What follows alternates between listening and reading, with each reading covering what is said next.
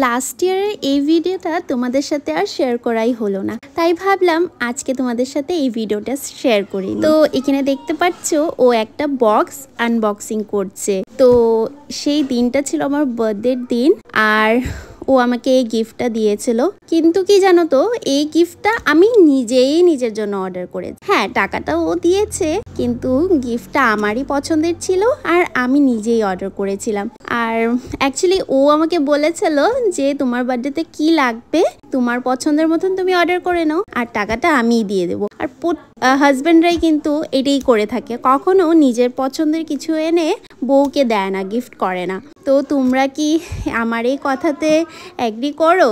যদি তোমাদের সাথে এরকম হয়ে থাকে কমেন্টে কিন্তু নিশ্চয়ই জানিও।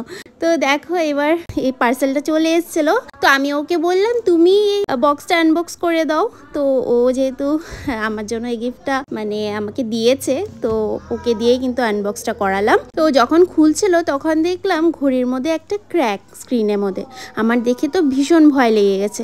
তারপর যখন ও স্টিকারটা উঠালো তখন একটু গিয়ে শান্তি পেলাম যে না, এটা স্টিকারেই একটা দাগ ছিল। তো এবার খোলার পর আমি ওকে বললাম এবার তুমি পরিয়ে দাও আমাকে, দেখি আমার হাতে কেমন মানায় এটা। তো দেখো আমাকে এই ঘড়িটা পরিয়ে দিচ্ছে।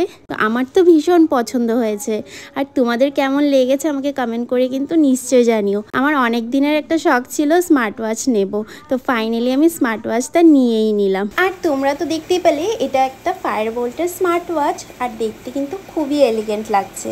কি বলো, তোমাদের কেমন লেগেছে আমাকে কিন্তু কমেন্ট সেকশনে নিশ্চয়ই জানিও। টাটা।